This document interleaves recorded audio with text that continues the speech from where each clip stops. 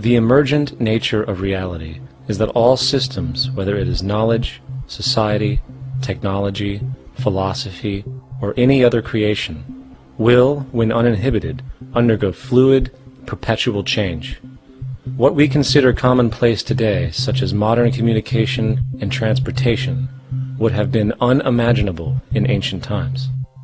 Likewise, the future will contain technologies, realizations, and social structures that we cannot even fathom in the present. We have gone from alchemy to chemistry, from a geocentric universe to a heliocentric, from believing that demons were the cause of illness to modern medicine. This development shows no sign of ending, and it is this awareness that aligns us and leads us on a continuous path to growth and progress. Static, empirical knowledge does not exist. Rather, it is the insight of the emergence of all systems we must recognize. This means we must be open to new information at all times, even if it threatens our current belief system and hence identities. Sadly, society today has failed to recognize this, and the established institutions continue to paralyze growth by preserving outdated social structures.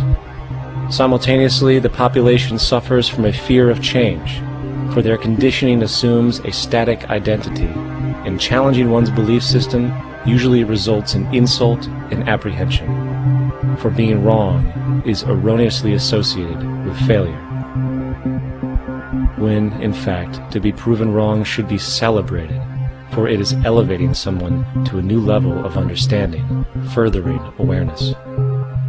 The fact is, there is no such thing as a smart human being, for it is merely a matter of time before their ideas are updated, changed, or eradicated. And this tendency to blindly hold on to a belief system, sheltering it from new, possibly transforming information, is nothing less than a form of intellectual materialism. The monetary system perpetuates this materialism not only by its self-preserving structures, but also through the countless number of people who have been conditioned into blindly and thoughtlessly upholding these structures, therefore becoming self-appointed guardians of the status quo. Sheep, which no longer need a sheepdog to control them, for they control each other by ostracizing those who step out of the norm. This tendency to resist change and uphold existing institutions for the sake of identity, comfort, power, and profit is completely unsustainable and will only produce further imbalance, fragmentation, distortion, and invariably, destruction. It's time to change. From hunters and gatherers to the agricultural revolution to the industrial revolution, the pattern is clear. It is time for a new social system which reflects the understandings we have today. The monetary system is a product of a period of time where scarcity was a reality. Now, with the age of technology, it is no longer relevant to society. Gone with the aberrant behavior it manifests. Likewise, dominant worldviews, such as theistic religion, operate with the same social irrelevancy. Islam, Christianity, Judaism, Hinduism, and all of the others exist as barriers to personal and social growth, for each group perpetuates a closed worldview, and this finite understanding that they acknowledge is simply not possible in an emergent universe. The concept of God is really a method of accounting for the nature of things. In the early days, people didn't know enough about how things formed, how nature worked, so they invented their own little stories. And they made God in their own image. A guy that gets angry. When people don't behave right, he creates floods and earthquakes. They say it's an act of God.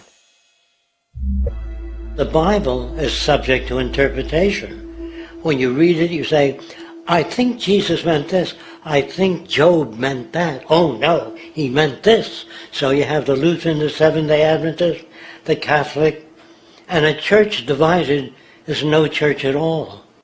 And a church divided is no church at all. And this point on division, which is a trademark of all theistic religions, brings us to our second failure of awareness, the false assumption of separation through the rejection of the symbiotic relationship of life.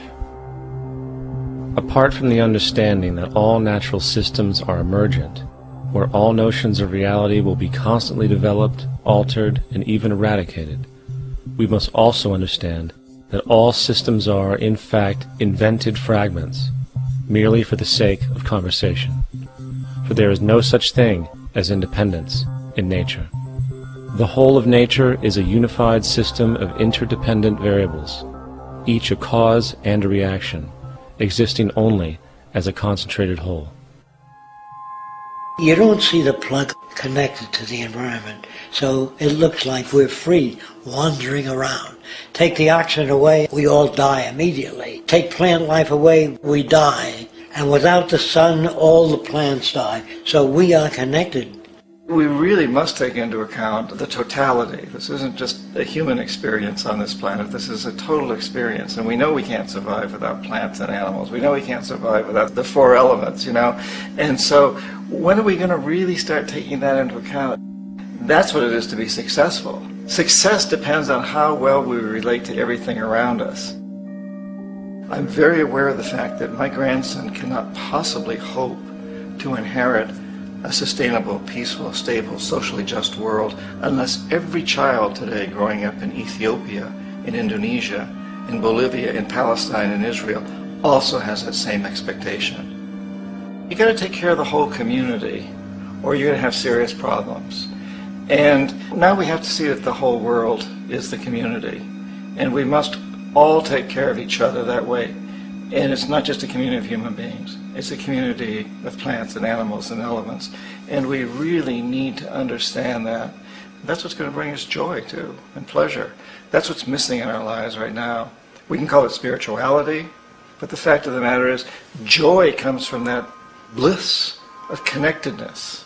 That's our God spirit. That's that side of ourselves that really feels it. And you can feel it deep inside you. It's this amazing, wonderful feeling. And you know it when you get it. You don't get it from money. You get it from connection. Now, if that isn't a hazard to this country, how are we going to keep building nuclear weapons? You know what I mean? What's going to happen to the arms industry when we realize we're all one?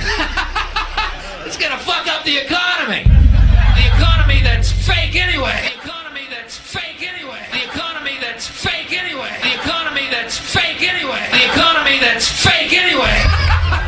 Which would be a real bummer. You can see why the government's cracking down on the idea of experiencing unconditional love.